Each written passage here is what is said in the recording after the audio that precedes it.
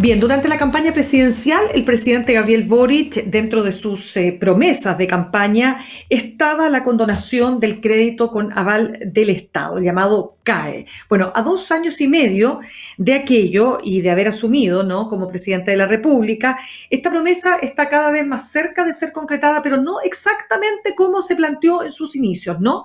Esta no es una condonación universal a todos los deudores, está siendo cada vez más acotada y lo que se ha señalado es que será para aquellas personas que tienen más problemas, más situaciones que los afligen en materia de recursos económicos y que han tenido más problemas para pagar la deuda. Este es una iniciativa, ¿no es cierto?, que un proyecto que se va a presentar justamente la semana después de fiestas patrias. Además, se buscaría la creación de un nuevo mecanismo de financiamiento para la educación superior. ¿De qué se trata exactamente? ¿Quiénes son los eventuales beneficiados y también cómo va a ser este nuevo mecanismo? Se lo preguntamos al subsecretario de Educación Superior, Víctor Orellana, quien está esta tarde con nosotros. Subsecretario, ¿cómo le va? Gracias por estar esta tarde en Sin Pretexto. Hola Mirna, un gusto para mí estar junto a ustedes. Bueno, este es un proyecto que ha despertado mucho debate, ¿no? Mucho debate a nivel de Claro. la sociedad y también de la política, y lo entendemos así. Efectivamente, la educación Ujú. superior es muy importante para las personas. Nos decían nuestros papás que no tenían nada más que darnos que el hecho de que estudiáramos, ¿no? Y por eso se esforzaban Así es. mucho. Y el crédito con aval del Estado, digamos, cumplió un papel en la masificación de la educación superior. Esto es importante señalarlo. Chile tiene una educación superior masiva. Tenemos 1.300.000 estudiantes, pero teníamos la deuda pendiente como país de hacernos cargo de una situación que resultó distinta como se planificó. Originalmente el crédito con aval del Estado se pensó que a los 8 años de aplicación de este crédito iban a haber 35.000 créditos emitidos y en la realidad habían 350.000. La velocidad de la masificación fue mucho mayor a la que se proyectó en su momento, lo que naturalmente tuvo un efecto luego en los trabajos que las personas pudieron acceder. No siempre hubo una solución de continuidad adecuada entre el mercado ocupacional y eh, la educación ofrecida, y eso terminó en una deuda con un componente incobrable importante, que luego, por supuesto, va agolpando, digamos, la vida de las personas. Y como gobierno, pero no solo porque haya sido un compromiso programático, sino porque es una urgencia de la educación superior, este es un sistema que, producto de este resultado no esperado, implica un alto desembolso de recursos públicos. ¿Ah? Si uno contabiliza todo lo que el Estado ha tenido que desembolsar por este concepto, llegamos a la cifra de 9.000 millones de dólares, que equivale a 12 Juegos Panamericanos, a 22 hospitales, Uf. todo esto, buena parte, digamos, no esperado. Y claro, la solución que vamos a ofrecer, primero nos gustaría decir que es un nuevo sistema de financiamiento para el futuro, es decir, estamos preocupados de entrar al problema de raíz, y el problema de raíz es tener un sistema de financiamiento que sea, digamos, que se adecue a la actual arquitectura de la educación superior, donde el componente principal del aporte público es la gratuidad, pero necesitamos un instrumento para Ujú. las personas que no están en gratuidad, o sea, para la familia de clase media. O sea, hoy día tú tienes una familia de clase Pero por media, ¿qué está supuesto. pasando? Imagínate tu caso Ya. o el caso de un profesional que pueda tener entre 40 y 50 años, que tiene 2 o 3 hijos en condición de entrar a la educación superior. Imagínate lo que eso significa. Esos 2 hijos no van a entrar a la política de gratuidad, se quedan con una deuda bancaria, y tú como familia tienes que poner también lo que falta desde lo que te cubre el CAE a lo que cobra el arancel, que a veces es mucho mayor y tienes que poner un copago muy, muy alto. Entonces, lo que Y nosotros para queremos decirle a ellos, esa y para familia, ellos, eso. ¿Qué se ofrece para este, ese tipo este, de familias, no? precisamente nuestro nuevo sistema de financiamiento lo que le dice a esa familia es que le vamos a aliviar la carga, le vamos a aliviar la carga. Es decir, sus hijos no van a tener una deuda bancaria y usted no va a tener que, digamos, estar pensando en cómo contribuye de su economía familiar en la magnitud que lo hace hoy día. En cualquier caso, le vamos a aliviar la carga y van a tener mejores condiciones para llevar adelante sus proyectos de vida. Entonces, muy importante poner énfasis en esto. Esto es un nuevo sistema de financiamiento que va a ser progresivo, que va a ser justo y, desde el punto de vista fiscal, más eficiente que lo que tenemos hoy día. Es decir, no solo vamos a poder aliviarle la carga a las personas, también le vamos a poder aliviar la carga al propio fisco, porque nosotros gastamos mucho, hacemos un gran esfuerzo en educación superior. Fíjate que en términos, estamos arriba del promedio de los países de la OECD, de los países desarrollados, en gasto en educación superior, Ujú, y claro. tenemos que reorganizar bien ese gasto y esperamos Sí, hacerlo aliviándole la carga al fisco y a la familia. Ahora, sí, me imagino lo que tú me vamos vas a a hablar. preguntar, los Pero actuales dime, deudores. es que sí, voy a ir a los actuales deudores, pero solo para cerrar este tema para que no se nos quede volando una duda que tengo. Cuando usted dice este va a ser un modelo especial para las familias de clase media, claro, aquellas que no reciben la gratuidad y que no están en condiciones de pagar el arancel completo, pero ¿va a ser siempre con aval del Estado lo que se va a ofrecer? Mire, es que nosotros no hablamos la palabra aval, porque en estricto rigor no Ya, hablamos la palabra crédito. No, es ok, un ¿y qué sistema va que a va a ser ser? diferente. No puedo adelantar más materias de diseño, Ya, quedan poquitos días, pero lo que sí le puedo decir a esa familia, te vamos a aliviar la carga a fin de mes ahora, o sea, una vez que esto entre en régimen. Y además, tus hijos no van a quedar con una deuda bancaria. Nos ha costado mucho como país avanzar en derechos sociales. Esto significó lucha en las calles y significó cambios institucionales en el gobierno de la presidenta eh, Bachelet.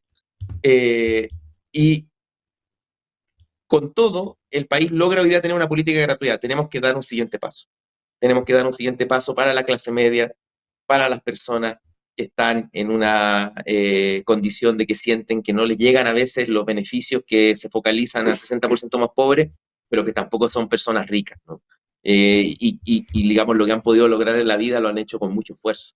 Nosotros tenemos que ser ya, sensibles a esa situación y ok. aliviar la carga, y eso es lo que vamos a hacer sin descuidar en la calidad educacional y, por supuesto, en el financiamiento global de la educación superior. Perfecto, subsecretario. Entonces vamos a la primera pregunta clave, digamos, para entender la dimensión de este proyecto que pretenderá ayudar a aquellos que están en una situación más complicada respecto del CAE. Primero, ¿cuántos son los deudores totales o los morosos? Bueno, deudores y morosos, que no es lo mismo. Usted puede adeudar, paga, y moroso es aquel que se atrasa o no paga. Entonces, me hace un análisis primero ahí de esa situación y finalmente, ¿a quiénes podría favorecer de ese total? Hoy día, por CAE, tenemos 850.000 deudores en etapa de pago, es decir, gente que tiene Ya. que concurrir un poquito más de 200.000 estudiantes que están estudiando hoy día, están con CAE, pero todavía no entran en la etapa de pago del crédito que ocurre una vez que tú finalizas los estudios o dejas de estudiar. Eh, de ese porcentaje, hoy día el Estado ha ejecutado, digamos, de lo que están en etapa de pago, más del 50% de las garantías, es decir, tenemos una morosidad superior al 50% que viene creciendo de manera, digamos, constante desde el año 2015 más o menos, que encuentra su explicación estructural fundamental, no necesariamente la única, pero sí, a nuestro juicio, la más determinante, en este, digamos, resultado no esperado de que el CAE se masifica 10 veces más de lo planificado. Por lo tanto, constituyen profesional y en técnico personas que la política original no creía que iba a llegar tan lejos. De ese universo, nosotros le damos soluciones y alivios a Ujú. todos y todas. Porque va a haber una discusión respecto al término universal. Si por condonación universal entendemos que vamos a cubrir la totalidad de la deuda para la totalidad de los casos, esto no va a cumplir con esas condiciones. Primero, porque no podemos fiscalmente hacerlo, sería equivalente a que entonces el sistema de financiamiento del futuro tendríamos que hacerlo gratuidad universal y el país no tiene los recursos hoy día para aquello, implicaría descuidar otras materias, digamos. Y también por una Ya. noción de justicia que nos parece que es la noción Ujú. que hoy día puede hacer consenso, más allá de lo que piensa este gobierno, o un gobierno en particular, en un proyecto que requiere un consenso transversal. Pero sí le vamos a dar solución a Ya. todas y todas. Ahora, dentro de eso, por supuesto que va a haber Ujú. políticas de condonación y vamos a, digamos, y acá queremos también moderar vamos a hacer una solución responsable pero contundente. Es decir, vamos a cambiar cualitativamente el estado actual de situación para mejorar la vida de las personas, reconociendo básicamente dos principios. Primero, mira, el 56% de los deudores y deudoras del CAE gana menos de 56, de 750.000 pesos mensuales según impuesto interno. Eh, Más de un cuarto, cercano a un cuarto, gana menos el salario mínimo. Cuestiones de impuestos internos, por supuesto, ahí existe la economía informal y de eso naturalmente no tenemos parámetros, pero de lo que podemos asegurar a través de impuestos internos, esto solo ingresos a las personas. Y entendemos que cargar con una obligación financiera cuando son esas tus condiciones de ingreso es muy complicado. A esas personas tenemos que aliviarles la vida. Y luego también hay otro perfil, otro principio que nos gustaría cautelar, que es gente que viene pagando hace mucho tiempo, gente que está al día, que ha hecho un esfuerzo y que puede decir legítimamente, mira, a lo mejor mis ingresos no son tan bajos, pero yo he hecho un esfuerzo, me he permanecido en el sistema, he destinado a estos recursos que podría destinar a otra cosa y nos parece importante reconocer aquello. Globalmente vamos a resolver y solucionar, pensamos nosotros, este problema adecuándonos a las características de cada deudor y por lo tanto haciendo que esto sea justo y progresivo, es decir, adecuado a las condiciones de cada persona. Y con esto lo vamos a hacer en el marco de la responsabilidad fiscal y también, insisto, de estos dos principios que nos parecen fundamentales. Ya, pero espéreme un ratito. Usted dice el 56% entonces, según impuestos internos, gana menos de 700.000, un cuarto gana menos del salario mínimo. Quiere decir que esta condonación va a estar enfocada fundamentalmente en ese 56%. No puedo adelantar materias de diseño, solo decir que vamos a dar soluciones a todas las personas considerando estos principios. Porque mucha gente, Ujú. miren, esto yo sé que genera distintas expectativas, o sea, no es que genere incertidumbre, eh, la vida genera Expectativa. muchas incertidumbres en general, digamos, y por lo tanto la gente tiene mucha Ujú. expectativa respecto a esto. Lo que nosotros queremos decir que a todo evento vamos a tratar de mejorar la situación actual y de generar un sistema de financiamiento equilibrado, porque las condiciones de los estudiantes futuros tienen que conversar y dialogar con las condiciones de reorganización de la situación actual. ¿Me entiendes? O De sea, tiene que haber acuerdo, una pero coherencia. Por lo tanto, de vamos acuerdo. a bregar ahí para darle las mejores soluciones posibles a las personas. Sí, conversamos a esta hora con el subsecretario de Educación Superior, Víctor Orellana. Subsecretario, si hablamos de que son 850.000, 50 algo mil. así, 850.000 los deudores. Si pensamos que efectivamente la promesa original, más allá de que si las promesas se pueden cumplir o no, pues se pueden cumplir según también las condiciones del país, ¿no? Pero la promesa original era una condonación total. Eso naturalmente que ha ido cambiando. O sea, usted admite que esa promesa, digamos, no tiene ninguna posibilidad de ser cumplida.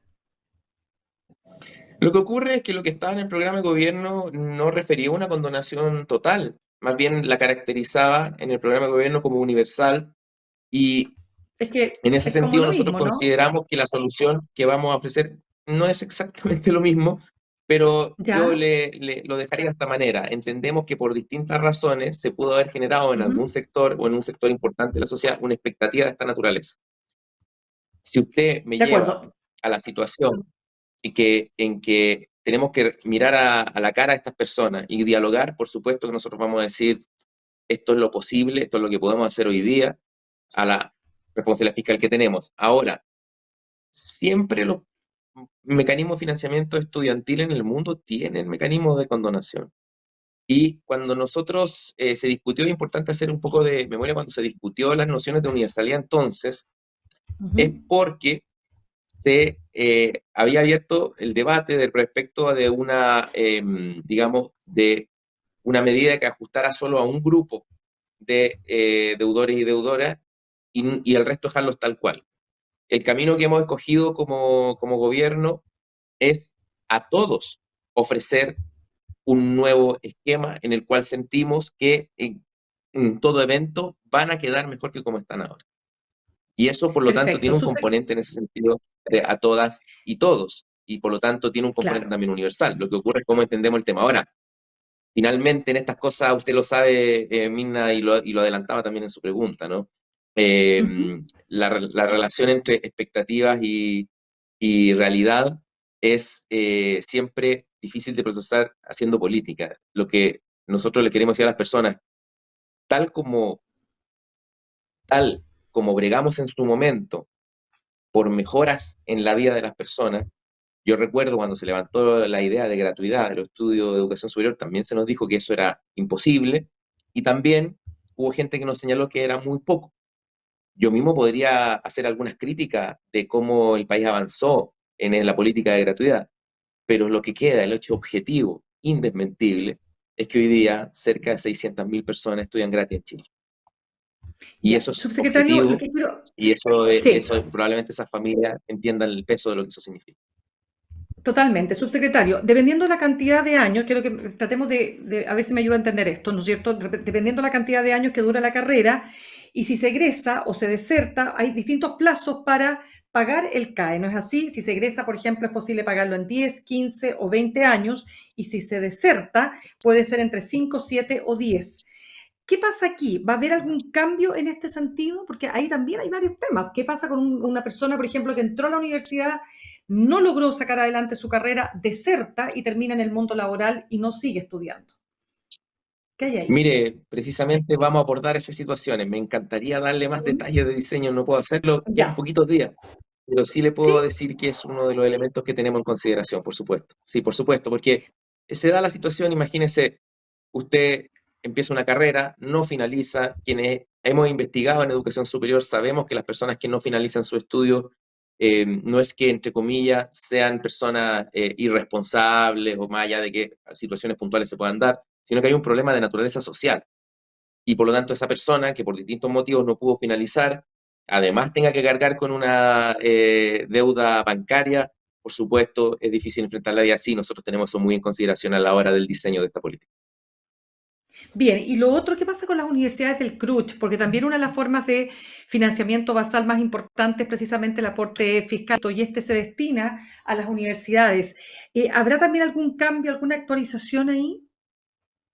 Es importante que usted haga esa pregunta porque este es un sistema que vamos a modificar el financiamiento y vamos a modernizar el financiamiento. Ujú.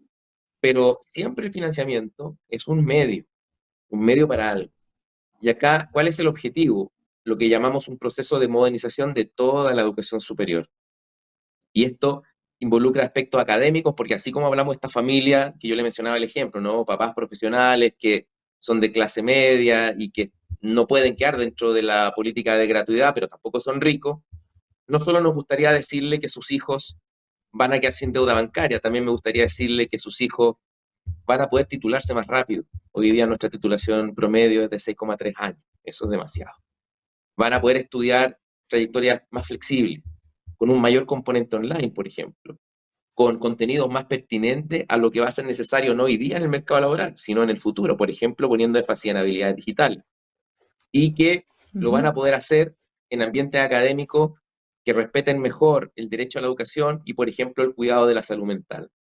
Para eso, hemos llevado adelante un trabajo con el Consejo de Rectores y también con el resto de las instituciones que nos va a llevar a acuerdos en este proceso de modernización académica donde también contemplamos modificaciones a la organización del financiamiento institucional, de tal manera de que haya un todo coherente, o sea, mejores trayectorias académicas más vinculadas al siglo XXI, que respeten mejor el derecho a la educación, que sean más eficientes desde el Ya. punto de vista económico y que permitan a las universidades y a las instituciones de educación superior, en particular, si usted me pregunta por las universidades del Consejo de Rectores, que son universidades que han aportado Ujú. mucho tiempo al país y en específico a las universidades públicas, las universidades del Estado, que son instituciones con las cuales estamos, por supuesto, comprometidos con políticas específicas, porque el Estado tiene que tener un compromiso con con sus universidades. Queremos, digamos, Sí. estamos llevando adelante un conjunto de políticas que esperamos mejoren la situación actual y modernicen el sector público.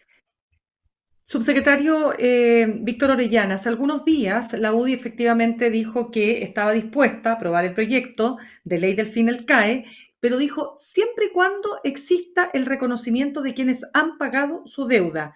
¿Qué va a pasar con las personas, digamos, efectivamente, usted algo mencionó al comienzo, que se han hecho cargo de pagar? Bueno, primero decir que es un comentario del diputado Bobadilla, entiendo, no es una declaración Ujú. oficial de la UDI, ni de su bancada, ni del partido, no obstante, abre un debate que sin duda va a estar en el tapete público, ¿no? Y que es, ¿qué pasa con las personas que ya pagaron? Mire, primero decir que la obligación principal que nos plantea este problema es actuar rápido y voy a explicar por qué. Hoy día, solo el 5% de los créditos CAE ha terminado de pagarse. Entonces, uno primero que escucha este porcentaje dice, pero ¿cómo tanto? Entonces la gente no paga. No, no es por eso, es por un tema de tiempo.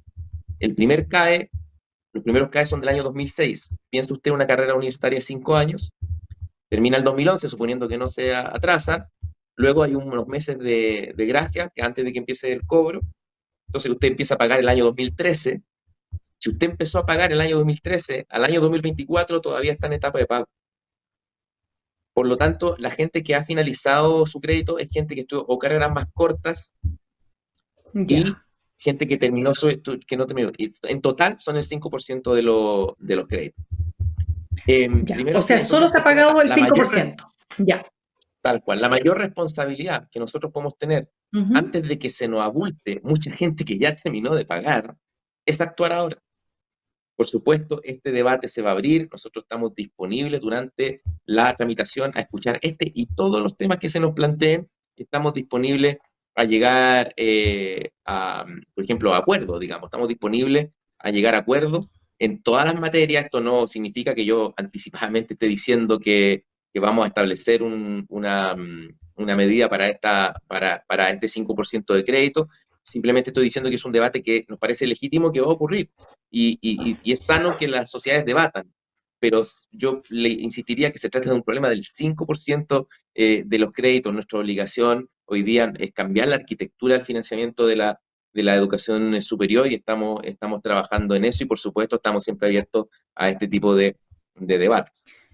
Perfecto. Subsecretario, por último, uno siempre que conversa con rectores de las universidades que tienen gratuidad, señalan que ellos también tienen ahí un problema, porque el arancel que cubre el Estado no es necesariamente el arancel final que se cobra por la carrera. Entonces siempre les queda un remanente, un gap.